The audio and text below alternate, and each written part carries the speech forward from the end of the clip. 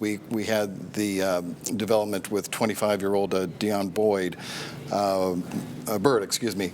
the inmate at the Shelby County lockup who was killed in the holding area or whatever by another inmate. And of course, Ben Crump has now taken on this case as well, in addition to the Tyree Nichols case and others.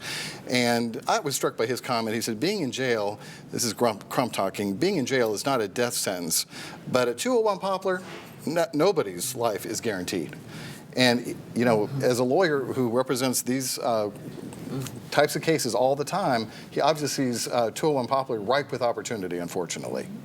Well, there's no question about it, and this case especially. I mean, we're talking about a man who, no matter what crime he was accused of, to be in the holding area of the courtroom and get killed by someone who had a makeshift knife, and he was never searched, obviously, or wasn't searched properly.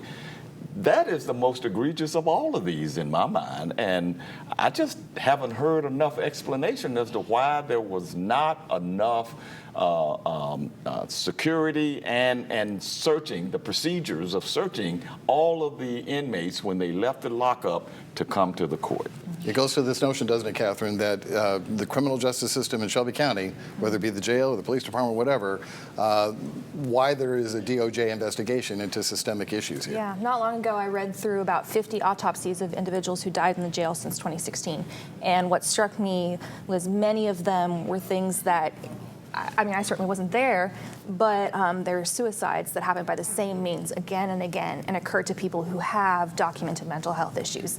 There was a man I wrote about who was strangled by his cellmate who had a murder charge already. Things that happen again and again and again that makes you wonder what is being done to stop these things. Clearly nothing. It's almost a byproduct of what we're facing in our community too.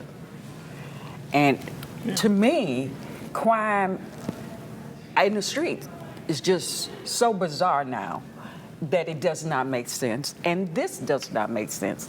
But someone has a responsibility in both places to make it make sense and make sure that people are held accountable for their actions.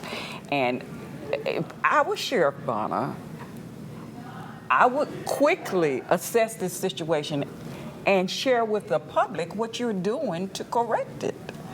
I mean, I don't think that's much to ask. We hired you to do a job. We expect to hear from the person we hired. Yeah, I agree with that completely. And I, with all due respect to Sheriff Bonner, I just haven't heard enough from him about a lot of this stuff, especially since the election. You know, talk about what happened over there in that lockup and what's being done to make sure that security is better.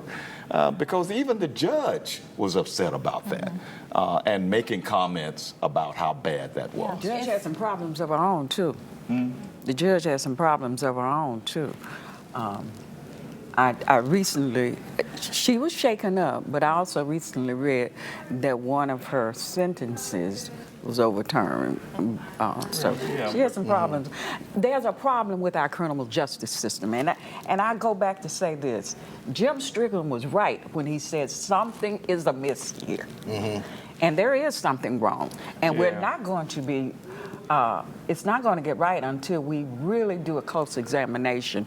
Get the University of Memphis with their criminal justice department to take an overhaul study of the whole system and tell us what we can do better. You got to find something to tell me here. Well, you got the Justice Department looking into it. I think that that's appropriate. They're not looking into the courts. Well, they are looking into all of it. What are you saying? They definitely should look into all of it. Yeah, no, I think a lot of people, when the DOJ investigation into MPD started, were like, well, okay, what about all of these other things? What about the jail? What about the Sheriff's Department? What about the courts? I don't know if they will. What about the plea deals? What about bails?